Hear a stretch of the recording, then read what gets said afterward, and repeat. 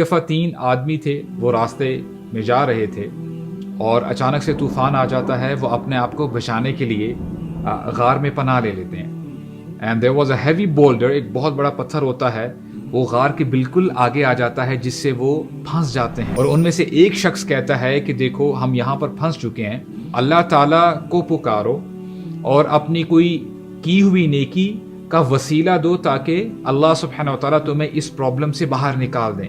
ان میں سے ایک شخص دعا کرتا ہے کہ اے اللہ، آپ جانتے ہیں کہ ایک دفعہ میں جب گھر آیا اور مجھے رات ہو گئی، میں اپنے والدین کے لیے دودھ پیش کیا کرتا تھا اور اس دن میں لیٹ ہو گیا اور میں نے دیکھا کہ میرے والدین سو رہے ہیں، تو میں ساری رات کھڑا رہا.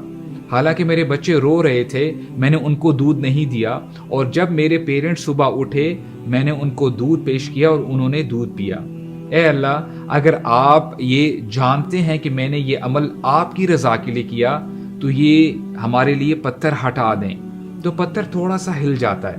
اور اس کے بعد دوسرا بندہ دعا کرتا ہے اور اپنی نیکی کا تذکرہ کرتا ہے کہ میری ایک کزن تھی اور میں اس سے بہت محبت کرتا تھا. ہوا کیا کہ ڈراؤٹ آ جاتا ہے، قحط سالی آ جاتی ہے اور ان کے حالات ٹھیک نہیں ہوتے، اور وہ میرے پاس آتی ہے مدد مانگنے کے لیے، اور میں اس کو کہتا ہوں کہ ٹھیک ہے میں تمہیں 100 دینار دے دیتا ہوں لیکن تمہیں میرے ساتھ بدکاری کرنی ہوگی. اور وہ مجبور ہو جاتی ہے، اور اس پریسائز مومنٹ پہ کہ میں ابھی زنا کرنے ہی والا تھا، وہ لڑکی مجھے کہتی ہے اتق اللہ، اللہ سے ڈر جا. تو میں ڈر جاتا ہوں اور میں پیچھے ہٹ جاتا ہوں اور میں نے اس کو اس کے پیسے واپس لوٹا دیے.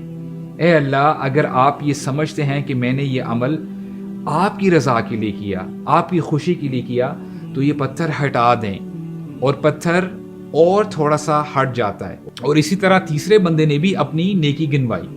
اگر ہم نوٹ کریں ان تینوں واقعات میں کامن تھیم ہے کہ یہ لوگ گناہگار ہونے کے باوجود یہ اللہ تعالیٰ کو بھولے نہیں. اللہ تعالیٰ کی خشیت ان کے اندر تھی اور ان کا یہ ایمان تھا کہ ہم دنیا میں جو بھی کر لیں آخرکار ہم نے اپنے رب کے سامنے کھڑے ہونا ہے اور جواب دینا ہے.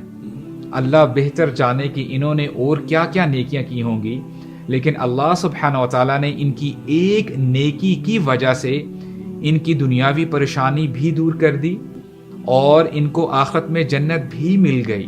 اگر کوئی شخص گناہ چھوڑنا چاہتا ہے اور سٹرگل کر رہا ہے، اور اگر یہ شخص اللہ کی رضا کے لیے اس گناہ کو چھوڑ بھی دیتا ہے، تو اللہ سبحانہ و تعالیٰ ایسا کرنے سے دنیا میں بھی اس شخص کو نوازیں گے اور آخرت میں بھی بھلائی عطا فرمائیں گے. میں چاہتا ہوں کہ اب سے آپ کوئی بھی گناہ چھوڑیں یا نیکی کا کام کریں تو اپنے آپ کو ریمائنڈ کروائیں کہ اے اللہ، یہ کام میں آپ کی رضا کے لیے کر رہا ہوں، آپ کی خوشی کے لیے کر رہا ہوں. تو انشاءاللہ اس کا بینیفٹ آپ اس دنیا میں بھی دیکھیں گے اور آخرت میں بھی.